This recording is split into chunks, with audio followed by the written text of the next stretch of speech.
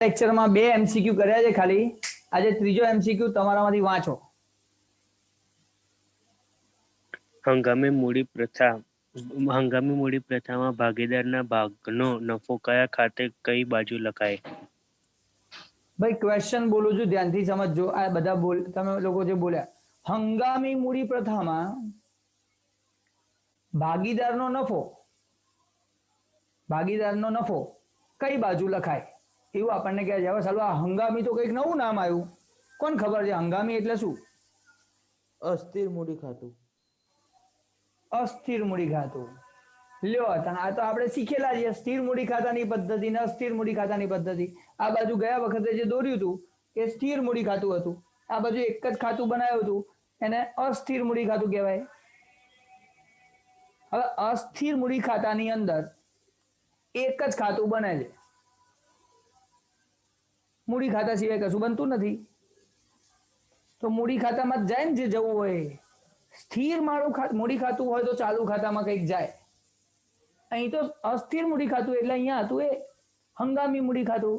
1 માર્કનો પ્રશ્ન પૂછાય છે. અસ્થિર મૂડી ખાતાનું બીજું નામ લખો, હંગામી મૂડી ખાતું. 1 માર્કનો પ્રશ્ન. અચ્છા, હવે આપણને પ્રશ્ન પૂછ્યો છે. નિલય,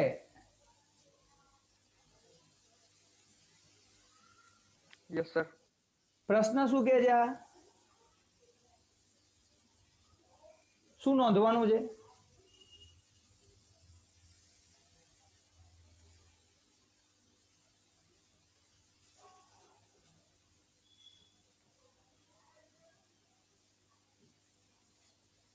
નફો નોંધવાનો છે. હું તને કહી દઉં, ના ખબર હોય તો શું કરવાનું ખબર? ટાઈમ નહીં બગાડવાનો કોઈ એ બી. બધાને કહું છું. સર નહીં ખબર, નહોતું ધ્યાન, ફટાફટ કહી દેજો તો હું કહી દઈશ. નફો નોંધવાનો છે. નીલે, ક્વેશ્ચન ક્લિયર છે? શું નોંધવાનું છે? નફો. સારું. હવે આપણને એવું પૂછે છે નફો ક્યાં નોંધવાનો, તો તું મને કહી શકે નફો ક્યાં નોંધવાનો મૂડી ખાતામાં? મૂડી ખાતામાં મૂડી ખાતું કોના માટે હોય? મૂડી ખાતું કોનું મૂડી ખાતું હોય? મૂડી ખાતામાં કયા 2 ખાના હોય? ભાગીદારો. સારું. તો મૂડી ખાતું કોનું હોય? ભાગીદારોનું હોય. આટલી તો ખબર પડે. એ તો ખબર છે. અચ્છા, તો નફો એ ભાગીદારોની આવક કહેવાય, ખર્ચો કહેવાય? આવક. અચ્છા, આવક ઉધાર થાય કે જમા થાય? ઉધાર. અચ્છા, અને ખર્ચો? જમા. સોરી બગા, ખર્ચા ઉધાર થાય અને આવક જમા થાય. બરાબર? એકાઉન્ટનો નિયમ છે, ખર્ચા ઉધાર થાય અને આવક જમા થાય. બરાબર? આ યાદ રાખજે. મને એવી નથી ખબર, મને એમ કે આ તો ખબર હશે, એના પરથી આવડી જશે. અચ્છા, આ ક્લિયર છે આટલે સુધી? અચ્છા, ભાગીદારોનો આપણે મૂડી ખાતું બનાવીએ એ ભાગીદારોનું કહેવાય? હા. અચ્છા, નફો ભાગીદારોનો શું કહેવાય? આવક કે ખર્ચ? આવક. અચ્છા, આવક. ક્યાં લખાય હવે કે? જમા. કયા ખાતામાં? ભાગીદારના મૂડી ખાતામાં. હા, તો ભાગીદારોના મૂડી ખાતામાં જમા બાજુ લખાય. આવો આપણો જવાબ લખવો જોઈએ. આ હંગામી મૂડી ખાતાની પદ્ધતિ છે, એટલે કે એક મૂડી ખાતું જ બને છે. જો આ સ્થિર મૂડી ખાતાની પદ્ધતિ હોત તો ચાલુ ખાતામાં જમા કરત. બરોબર બગા? બરોબર. સારું. કુલદીપ, એક પ્રશ્ન પૂછવો છે. આપણે નફો એ મૂડી ખાતામાં જમા થાય, ક્યાં ઉધાર થાય?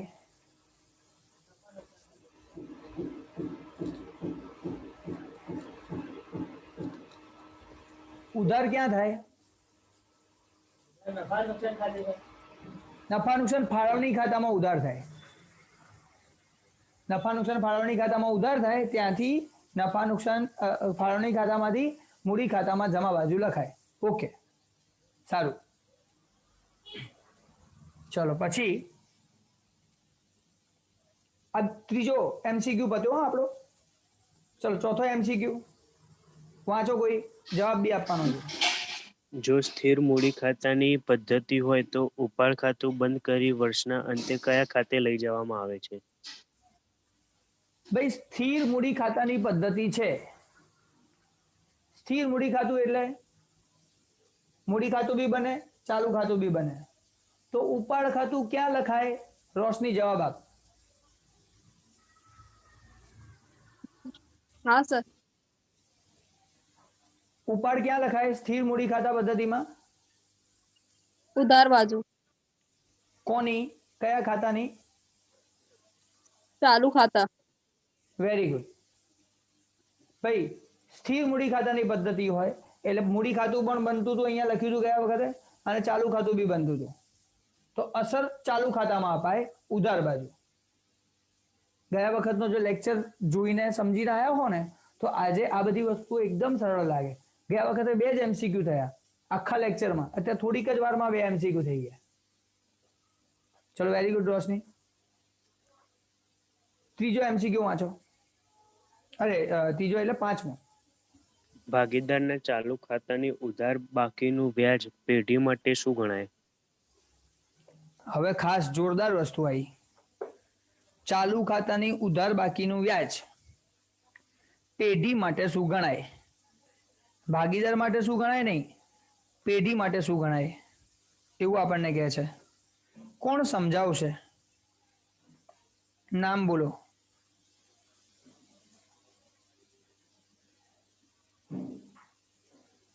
કોણ સમજાવશે? નામ બોલો. સર ટ્રાય કરું. બોલું સર. એક નયન સમજાવવા તૈયાર છે, બીજો યશ જે સમજાવવા તૈયાર છે, ત્રીજું કોઈ ખરું સમજાવવા માટે?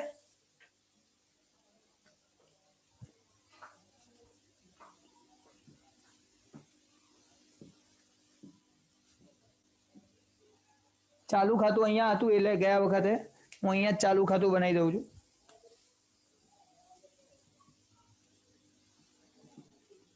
છે બીજું કોઈ? નહીં તો આ 2 જણ તો છે અત્યારે સમજાવવા તૈયાર છે.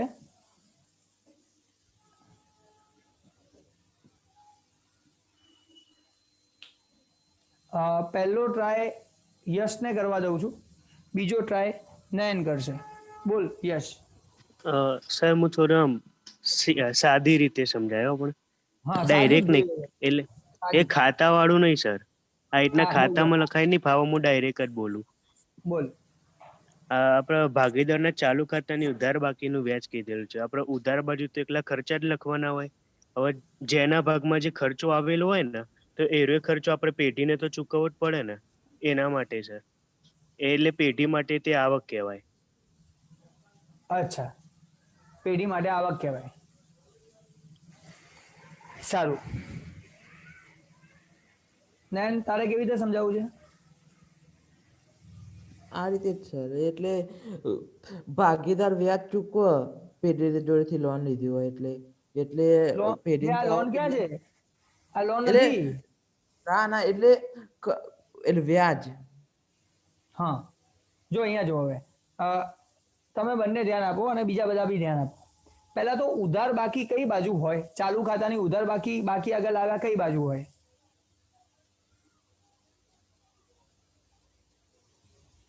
શું સર? ઉધાર બાજુ હોય, બાકી આગળ લાવ્યા. હા હા, અને જમા બાકી હોય તો જમા બાજુ હોય, બાકી આગળ લાવ્યા. બાકી આગળ લાવે. ચાલુ ખાતામાં કોઈ પણ બાજુ બાકી હોઈ શકે છે. ચાલુ ખાતામાં કોઈ પણ બાજુ બાકી હોઈ શકે છે. બાકી આગળ લાવ્યા ઉધાર પણ હોઈ શકે છે, બાકી આગળ લાવ્યા જમા પણ હોઈ શકે છે. બંને બાજુ બાકી હોઈ શકે છે.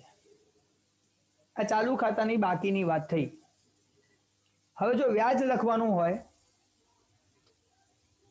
તો આની નીચે જ ઉધાર બાકીનું વ્યાજ એ ઉધાર બાજુ લખાય. ઉધાર બાકીનું વ્યાજ, આ ઉધાર બાકી છે એનું વ્યાજ અહીંયા લખાય. આ જમા બાકી છે તો એનું વ્યાજ, જમા બાકીનું વ્યાજ એ જમા બાજુ જ લખાય. આ ભાગીદારના ખાતામાં છે. આ કોન્સેપ્ટમાં કોને ખબર ના પડી પહેલા તો આટલામાં? ઉધાર બાકીનું વ્યાજ ઉધાર બાજુ જ લખાય, જમા બાકીનું વ્યાજ જમા બાજુ જ લખાય. આમાં કોને ખબર ના પડી? ઓકે, નિલય,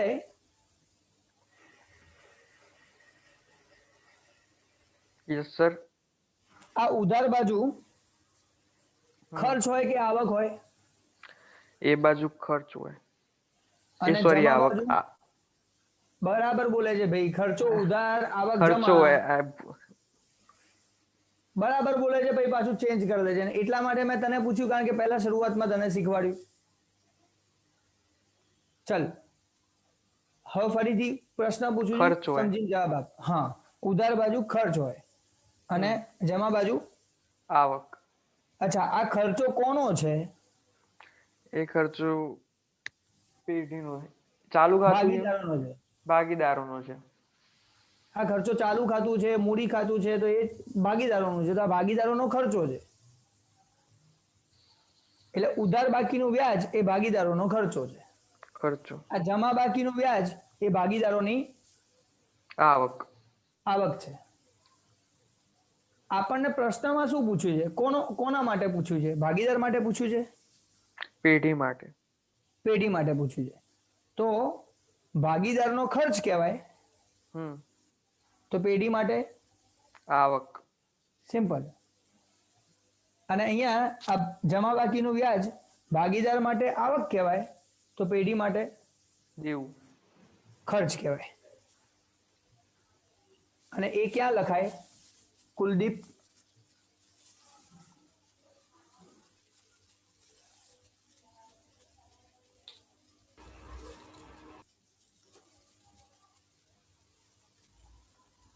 બોલ બોલ કુલદીપ.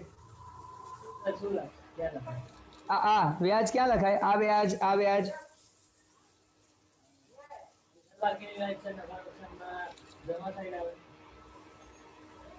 ઉધાર બાકીનું વ્યાજ. Very good. અને આ વેરી ગુડ. જમા બાકીનું વ્યાજ. આજે તું જે જગ્યાએ બેઠો છે ને એ જગ્યાએ બહુ જ ડિસ્ટર્બન્સ છે. જ્યાં બી હોય, કાં તો તારા નેટવર્કમાં કે કઈ બી ડિસ્ટર્બન્સ તો છે, પણ વાંધો નહીં. તને ખબર પડે એટલે મને ચિંતા નથી. બધાને ખબર પડી જોઈએ ભાઈ. આપણો ટાર્ગેટ એક જ છે. તમે બધા સમજીને ખબર પડીને બધું કરો, બસ.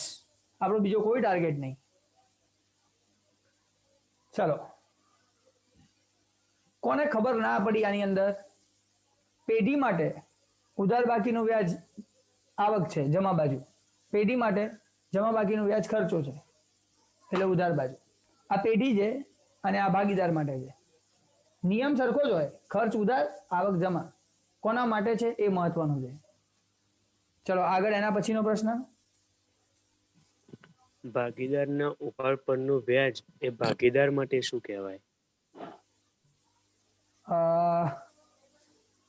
દિવ્યા જવાબ આપતો.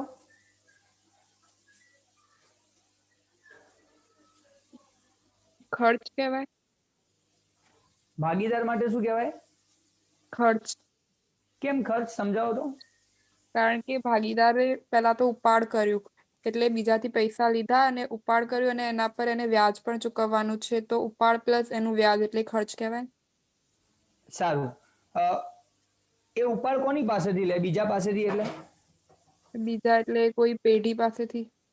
પેઢીમાંથી, આપણામાંથી જ લઈ જાય. જે ભાગીદારી પેઢી છે એ આપણામાંથી જ ઘરે લઈ જાય. ક્યાંય બહારથી લઈને નથી જવાનું. બહારથી ઘરે લઈ જાય, કોઈ જોડેથી લઈ જાય, તેને પેઢીને કોઈ લેવા દેવા નહીં. આપણી પેઢીમાંથી જ પૈસા લઈ જાય તો જ ઉપાડ કહેવાય. બહારથી કોઈ જોડેથી પૈસા લઈ જાય તો એને પેઢીને શું લેવા દેવા? કશું લેવા દેવા નહીં. બરોબર? તારો કોન્સેપ્ટ સાચો છે. ઉપાડ ઉધાર થાય, એનું વ્યાજ બી ઉધાર થાય, અને ભાગીદારોમાં ઉધાર થાય એટલે ખર્ચ કહેવાય. સિમ્પલ. ચલો, વેરી ગુડ. ક્વેશ્ચનનો આન્સર રાઈટ છે. ચલો છોકરાઓ, એના પછી પ્રશ્ન. નફા નુકસાન ફાળવણી ખાતાની ઉધાર બાકી એટલે ખાલી જગ્યા. ચલો, કોણ સમજાવશે ને કોણ કહેશે?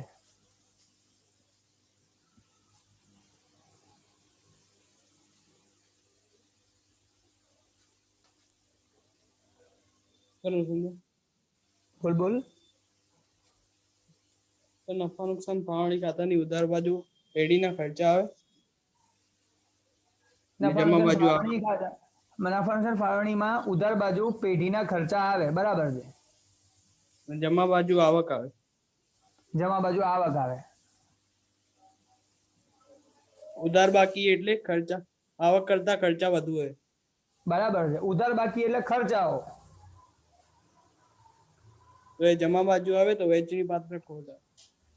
Very good, perfect. અહીંયા જે બાકી મળે ને એને ઉધાર બાકી કહેવાય. છેલ્લે બધું ખાતું બંધ કર્યા પછી આ ખોટ કહેવાય. અને અહીંયા જે બાકી આવે એને નફો કહેવાય. અને આ બાકી જમા બાકી કહેવાય. સાહેબ યાર ઉધાર બાજુ લખો છો ને જમા બાકી કહો છો, ભાઈ આ ક્યાં જાય? જમા બાજુ. એટલે આ જમા બાકી છે. આ ક્યાં જાય? ઉધાર બાજુ. એટલે આ ઉધાર બાકી છે. આ તમને કન્ફ્યુઝ કરવા આપેલું છે અને વિશાલ પરફેક્ટ જવાબ બોલ્યો છે. નફા નુકસાન ખાતું.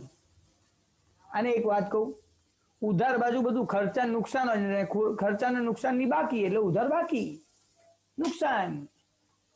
જમા બાજુ આવકો જ હોય, આવકની બાકી નફો, જમા બાકી ઉધાર બાકી નુકસાન, જમા બાકી આવક જ હોય નફો. ચલો કોને ડાઉટ છે? કોઈને પૂછવું છે? ચલો વેરી ગુડ. નથી પૂછવું તો એકદમ સારી વાત છે. ચલો એના પછી જો ભાગીદારી કરારનામામાં મૂડી પર વ્યાજની જોગવાઈ કરવામાં ન આવી હોય તો કેટલા ટકા વ્યાજ આપવું? ભાઈ મૂડીના વ્યાજ માટે કશું લખ્યું નથી કરારમાં, તો કેટલા ટકા વ્યાજ આપવું? કુલદીપ જોડેથી આન્સર જોઈએ છે. કુલદીપ લેક્ચર જોઈને આવ્યો છે? બોલો કેટલા ટકા વ્યાજ આપવાનું? કઈ નહીં આપવાનું. Very good. ભાઈ મૂડી પર વ્યાજ ના અપાય, ઉપર પર વ્યાજ ના લેવાય. મૂડી પર વ્યાજે ના હોય, ઉપર પર વ્યાજે ના હોય. ગવર્મેન્ટ કહે છે આ મૂડી તો લાયા વગર ધંધો ક્યાંથી ચાલુ કરીશ, ઉપાડ કર્યા વગર ઘર કેવી રીતે ચલાવીશ, એટલે આ બધા વ્યાજ ના હોય, કાયદા પ્રમાણે ના હોય. પણ તમે કરારમાં લખો લેવાનો આલવાનો, તો લેવાનો હોય ખરો, નાલવાનો હોય ખરો. જે રીતે લખ્યું હોય એ રીતે લેવાનો, જે રીતે લખ્યું હોય એ રીતે આલવાનો. વ્યાજ આલવું એ પડે, લેવું એ પડે. જો લખ્યું હોય તો, ના લખ્યું હોય તો ના લેવાય. સિમ્પલ. તો આનો જવાબ છે ના લેવાય. ચલો નેક્સ્ટ ક્વેશ્ચન. જો ભાગીદારી કરાર પત્રમાં સ્પષ્ટતા ન હોય તો પેઢીએ ભાગીદારને ધીરેલી લોન પર કેટલા ટકા વ્યાજ ગણાય? પેઢીએ ભાગીદારને લોન આપી. પેઢીએ ભાગીદારને લોન આપી તો એનું વ્યાજ ભાગીદારે પેઢીને આલવાનું હોય. કેટલું આલવાનું હોય એવું આપણને પૂછે છે. આ કેટલું વ્યાજ આપશે? જો ના લખ્યું હોય તો કોને ખબર છે? સર વ્યાજ ગણાય જ નહીં. વ્યાજ ગણાય નહીં. અચ્છા, યશ એવું કહે છે વ્યાજ ના ગણાય 0%. સર ઉભા હા, સર. રહો સર. આ નહીં, આ વાંધો નહીં, ઊભો જ છું. ચાલવા દે ને થોડું ઘણું, હલવા દે. આમાં હું હલે રાખું. એટલે પ્રશ્નમાં શું પૂછે? ભાગીદારે પેઢીને આપેલું હોય ને? ના એવું ક્યાં કીધું? તું તો એવું વાંચ્યું ને કે પેઢીએ ભાગીદારને લોન આપી.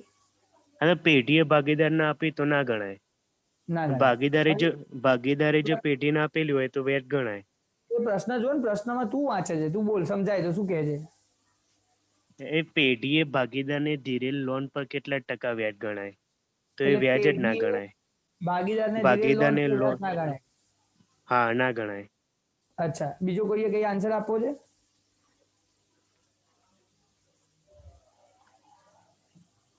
આ પેઢી, આ ભાગીદાર છે, સમજી લો ને. આને લોન આપી હોય અને પેઢી આપવાના હોય તો 6%. આવું આપણને યશે કીધું છે. પણ આને લીધી હોય તો હાલવા વખતે કશું જોવાનું નહીં. તમારામાંથી કોણ કહે છે કે યશ ખોટું બોલે છે, આ જવાબ યશનો ખોટો છે, એવું કોઈ છે? ઓકે, યશ સાચો જ છે. એનો મતલબ તમને બધાને આ ખબર છે, બરાબર? તમે મારો લેક્ચર જો જોઈને આવ્યા હો ને, તમને બધાને લેક્ચર્સ આપ્યા છે મેં ગૂગલ ક્લાસરૂમમાં કનેક્ટેડ રહો, એમાં હું બધું પ્રોવાઈડ કરું છું તમને, તો ત્યાં તમને મળી ગયા છે. અને જેને પર્સનલી છે તો પર્સનલી આપેલા છે એકાઉન્ટના. ચાલો, તો આ વસ્તુ આપણે થઈ ગઈ. Next last question. A B અને સી ની મૂડીનું પ્રમાણ 3:2:1 હોય અને વર્ષનો વહેંચણીપત્ર નફો 66,000 હોય તો સી નો કેટલો નફો મળે? ભાઈ નફો 66,000 છે. આ 66,000 ને નફા નુકસાનના પ્રમાણમાં વેચી મારો. 66,000 ને નફા નુકસાનના પ્રમાણમાં વેચી મારો. ચલ કુલદીપ બેટા વેચતો, નફા નુકસાનના પ્રમાણમાં વેચી દે. કેટલો આવે સી નો?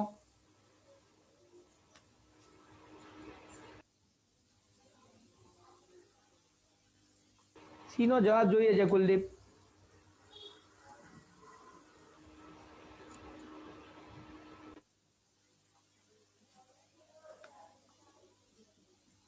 $11,000 આવે છે તારો કુલદીપ?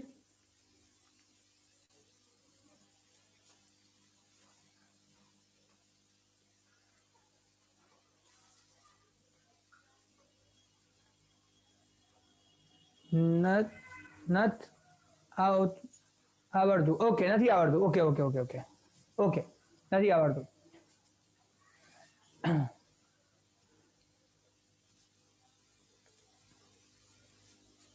નીલય બેટા શું કરીએ? સર 11,000 આવે જવાબ. 11,000 આવે છે ને? કેવી રીતે આવ્યું? ગણતરી ક્યાં તો બેટા? કેમ કે મૂડીનું પ્રમાણ આપ્યું છે નફા નુકસાનનું નહીં, એટલે મૂડી સરખા ભાગમાં વેચાય. કયું પ્રમાણ આપેલું છે? મૂડીનું પ્રમાણ. મૂડીનું પ્રમાણ આપેલું છે. અને આ શું છે? નફો છે. હા, તો આને કયા પ્રમાણમાં વેચવાનું? નફા નુકસાનના, પણ એ આપ્યું નથી. તો કયા પ્રમાણમાં વેચું? મૂડીના પ્રમાણમાં. ના હોય ને, સરખા પ્રમાણમાં વેચાય ને. સરખા પ્રમાણમાં હોય તો કીધું 11,000 મળે. તો સરખા પ્રમાણમાં 11 થાય. આને 11, આને 11 અને આને 11. તો 11 11 11 તો 33 થયા. તો 66,000 છે. ગુણ્યા 2. ભાગ્યા 3 કર દો. 22,000. 22,000. તો યાર કેમ આમ કરો ભાઈ છોકરાઓ? ક્વેશ્ચન ની અંદર તમને લોકોને મૂડીનું પ્રમાણ આપ્યું છે અને આ છે નફો. હવે નફાને મૂડીના પ્રમાણમાં વેચવાનું કે નફાને મૂડીના પ્રમાણમાં વેચો તો મૂડીના પ્રમાણમાં વેચી દઈએ. પણ અહીંયા તો એવું કશું નથી કહેતો. મૂડીનું પ્રમાણ આપ્યું છે કન્ફ્યુઝ કરવા માટે. આપણે તો નફો વેચવાનો છે. તો કાયદો એવું કહે છે કે મૂડી આપેલી હોય, મૂડીનું પ્રમાણ આપેલું હોય, એને નફાથી કોઈ લેવા દેવા નહીં. નફા નુકસાનનું પ્રમાણ છે નથી, તો નફા નુકસાનનું પ્રમાણ જ્યારે ના આપ્યું હોય તો નફાને સરખા પ્રમાણમાં વહેંચણી કરવી પડે. તો આ 66,000 3 ભાગો વેચવાના છે, તો ભાગ્યા 3 કરીને 22 22 22 આપવા પડે. એટલે સી હોય, એ હોય, બી હોય, બધાનો નફો 22,000 રૂપિયા. તો અહીંયા જવાબ લખવો પડે 22,000 રૂપિયા. અને જો આટલી વાત કરીએ તો આપણા એમસીક્યુ બધા પૂરા થઈ ગયા. એક બી એમસીક્યુ બાકી નહીં. એમસીક્યુમાં કોઈ ચિંતા નહીં. બોલો, કોને ડાઉટ છે? ખબર ના પડી?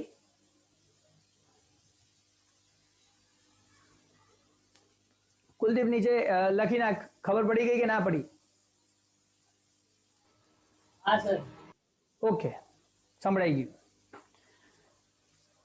તો અહીંયા આપણા બધા એમસીક્યુ ક્લિયર. તમને એમસીક્યુ ક્લિયર એટલા માટે કરાવું છું, આપણો ટાર્ગેટ 30 માર્ક્સ એમસીક્યુ. કદાચ 100 થવાના ચાન્સીસ છે. ઓકે, એના પછીની વાત કરીએ આગળ. હવે VSQ ચાલુ થાય છે, વેરી શોર્ટ ક્વેશ્ચન, અને એમાં હું કશું બોલવાનો નથી, હું ખાલી સમજાવવાનો છું. જવાબ તમારા લોકોએ બોલવાના છે.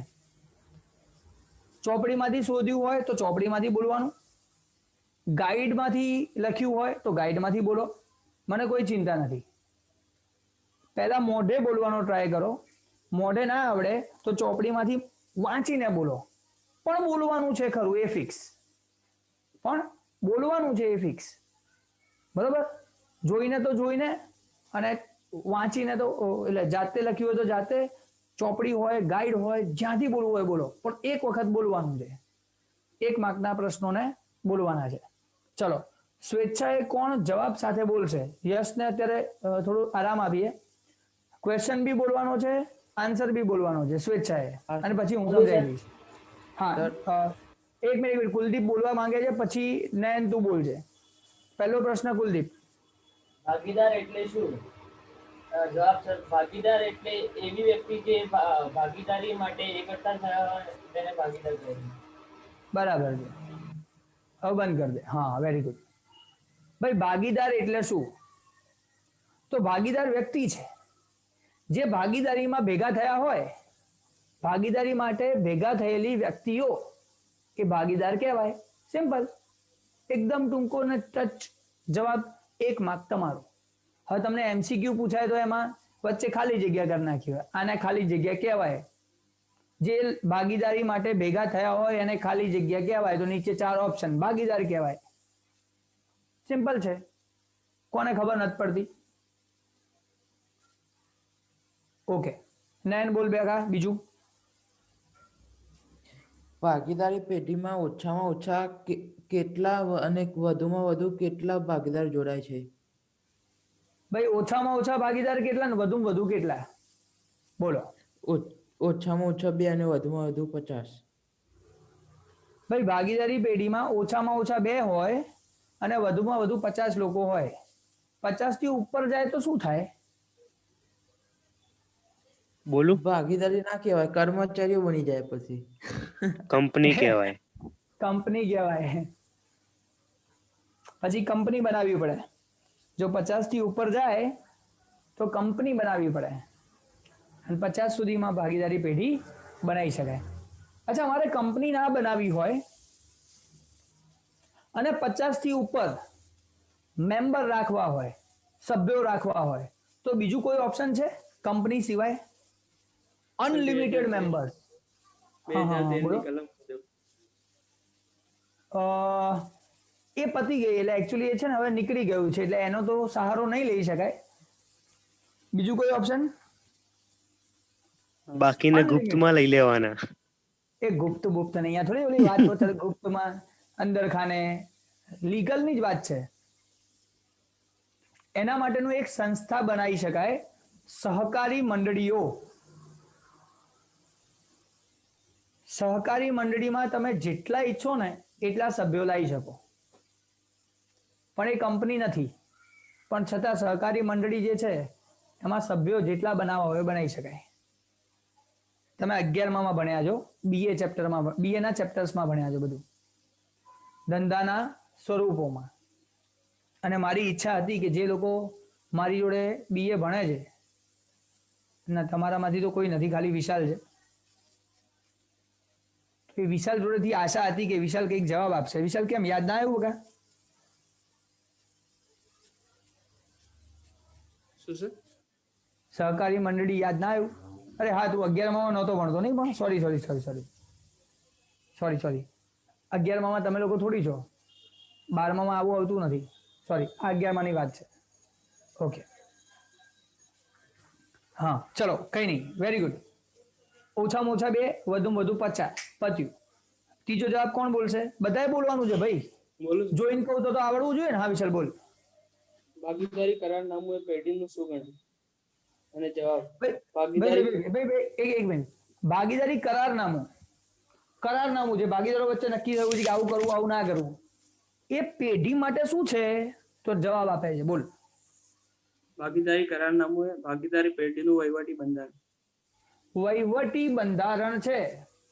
વહીવટ બંધારણ એ એની હદ છે, એની બહાર જવાનું નહીં. વહીવટી બંધારણ છે. ચલો નેક્સ્ટ બેટા, કોણ બોલશે? બોલું સર? યસ બેટા. ભાગીદારી કરારનામું તૈયાર કરવાનો હેતુ ભાગીદારોના પ્રશ્નોના નિરાકરણ માટે અને તેમના વચ્ચે થતા મતભેદોને સોલ્વ કરવા માટે. Very good. ભાગીદારી કરાર કેમ બનાવવામાં આવે, આવું બંધારણ કેમ કરવામાં આવે? કારણ કે મતભેદ ના થાય. પહેલેથી નક્કી કર્યું ભાઈ તારે આટલા લેવાના, મારે આટલા લેવાના, એનું નિરાકરણ લાવવા. Very good, perfect. ચલો રોશની બી તો બોલી જ જશે ને. ભાગીદારો વચ્ચે લેખિત કરાર ના હોય તો વહીવટી પ્રશ્નોનો નિકાલ કઈ રીતે થાય છે? આ બધા નિકાલ કર્યા ને, જો મૂડી પર વ્યાજ નહીં ગણવાનો, ઉપાડ પર વ્યાજ નહીં ગણવાનું, આ જો પેઢી પાસેથી ભાગીદાર લોન લે તો વ્યાજ નહીં લેવાનું, ભાગીદાર લોન આપે તો 6% આલવાનું, આવું બધું કરવાનું ક્યાં લખ્યું છે? એનો મતલબ આવો થાય. બોલ તો બેટા. 1932 ભારતીય ભાગીદારી કાયદાઓની જોગવાઈ મુજબ થાય છે. બરાબર છે.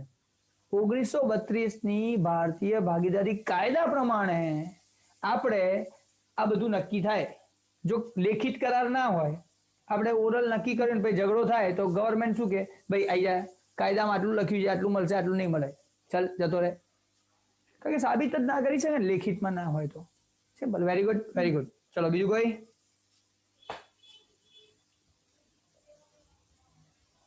બોલું? હા બોલ. ભાગીદારી પેઢીમાં ભાગીદારોના મૂડી ખાતા રાખવાની પદ્ધતિઓ જણાવો. લ્યો. 2 પદ્ધતિઓ. 2 સ્થિર મૂડી ખાતાની પદ્ધતિ અને અસ્થિર મૂડી ખાતાની. દાખલાની શરૂઆત જ આપણી તો ત્યાંથી થઈ હતી, એટલે આ રિવિઝન કરવાનું. Very good, very good. ચલો બીજું કોઈ?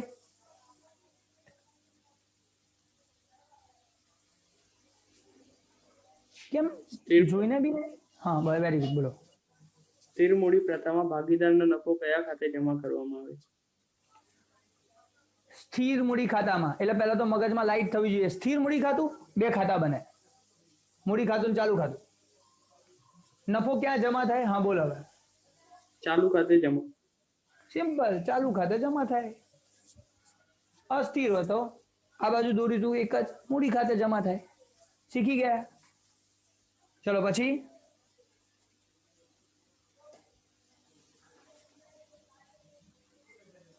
ફરી ચાલુ કરો ભાઈ. બીજા લોકો જોડે ચોપડી નહીં હોય, તૈયાર નહીં કરીને આવ્યા હોય, ફરી ચાલુ કરો. જેને આવડતું હોય બોલો.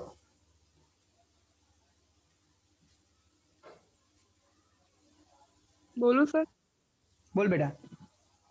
સ્થિર મૂડી ખાતાની પદ્ધતિ અમલમાં હોય ત્યારે ભાગીદાર વધારાની મૂડી કાયમી ધોરણે લાવે તો તે કયા ખાતે જમા થાય છે? સ્થિર મૂડી ખાતે જમા. Very good. આ ખાસ મોસ્ટ આઈએમપી ક્વેશ્ચન છે. સ્થિર મૂડી ખાતાની પદ્ધતિ એટલે ચાલુ ખાતું બનાવવામાં આવે છે, એટલે બધું ચાલુ ખાતામાં જાય, પણ અહીંયા કાયમી ધોરણે મૂડી લાવે છે. અને જો જ્યારે કાયમી ધોરણે મૂડી લાવે તો મૂડી ખાતામાં જ જમા થાય, બીજે ક્યાંય જાય નહીં. Very good. એના પછી જો ભાગીદારના ચાલુ ખાતાની ઉધાર બાકી હોય તો પાકા સરવૈયામાં કઈ બાજુ દર્શાવવામાં આવે છે? ભાઈ એક વસ્તુ યાદ રાખવાની, ઉધાર બાકી ઉધાર બાજુ હોય ને જમા બાકી જમા બાજુ જ હોય, બીજે ક્યાંય ના હોય. પણ પાકું સરવૈયું હોય ને એમાં 2 બાજુ. તમને લોકોને ખબર છે? બોલ તો જવાબ. મિલકત લેણા બાજુ. બરાબર છે ભાઈ. પાકું સરવૈયું અહીંયા બનાવું નાનકડું, એમાં આ બાજુ મિલકત હોય, મિલકત લેણા, અને આ બાજુ મૂડી દેવા હોય. આ જમા બાકી કહેવાય ને અહીંયા ઉધાર બાકી કહેવાય. આમાં ઊંધું હોય તો ઉધાર બાકી બધી મિલકત લેણા, જમા બાકી બધી મૂડી દેવા. આ જવાબ 1 માર્કનો પ્રશ્ન તૈયાર. ચાલો વેરી ગુડ. એના પછી છે કોઈ? હા સર. જે આ બોલી જાય યસ. હા, વર્ષના અંતે ભાગીદારનું ઉપાડ ખાતું બંધ કરી મૂડી ખાતે લઈ જવાની આમનોંધ લખો. હા, મૂડી સૌથી અઘરો દાખલો આવ્યો નહીં? સૌથી અઘરું આવ્યું ને? ઉપાડ ખાતું લખવાની આમનો જ લખો. આમનો તો ક્યારે જોઈ જ નહીં આની અંદર. જોઈ આપણે? બોલ તો. યસ. ભાગીદારના મૂડી અથવા ચાલુ ખાતે ઉધાર તે ઉપાડ ખાતે જમા. Very good. તમને લોકોને આવું શીખવાડ્યું છે મેં.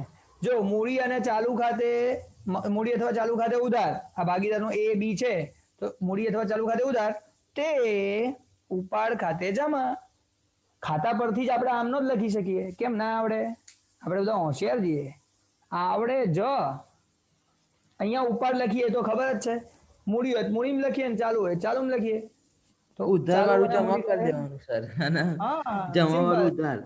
હા, એટલે ચાલુ મૂડી ખાતે ઉધાર તે ઉપાડ ખાતે જમા. આમનો તૈયાર. બસ ને આટલું જ હતું ને પછી કશું નથી ને ભાઈ? એક છે સર. એક છે, બોલી જા ચાલ. નફા નુકસાન ફાળવણી ખાતું એ કયા ખાતાનો જ એક ભાગ છે? આ નફા નુકસાન ફાળવણી ખાતું કોનો ભાગ છે? નફા નુકસાન ખાતાનું. સિમ્પલ. નફા નુકસાન માંથી અલગ કરીને તો અહીંયા લાયા. અહીંયા એ ખર્ચા લખાય છે અને અહીંયા આવક લખાય છે. ખાલી અલગ શું કર્યું? અહીંયા ભાગીદારને લગતું લખાય છે અને નફા નુકસાનની અંદર પેઢીમાં જે બીજા બધા ખર્ચાના આવક થાય છે એ લખાય છે. તેમાં એ ખર્ચા નફા નુકસાનમાં ઉધાર, આવક જમા.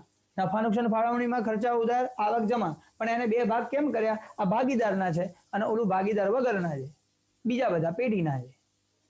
એટલે બે ભાગ થયા. એમાં શું નવું છે? એટલે આ જે છે એ નફા નુકસાનનો ભાગ છે, બીજું કશું નથી. છે હજી આગળ કઈ? પતી ગયું. ના સર. થઈ ગયું. એટલે આજના દિવસે આપણે શું પૂરું કર્યું? તો એક જ વસ્તુ. Chapter number 1 MCQ VSQ 100% complete. અને દિલથી કહું, મને તો બહુ મજા આવી ગઈ સમજાવવાની. મને એવું લાગ્યું કે તમને બધાને ખબર પડી ગઈ.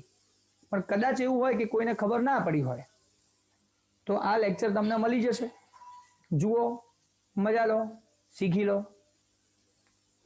અને 110% બોર્ડની ફાઇનલ એક્ઝામમાં આ લેક્ચર કામ લાગશે જ. મારા 2 લેક્ચર તમારી બોર્ડની એક્ઝામના સારા માર્ક્સ તમને લાવી આપશે MCQ અને VSQમાં. જોજો, સમય આવશે એટલે ખબર પડશે. અહીંયા હું આપણે લેક્ચરને સ્ટોપ કરી દઉં છું.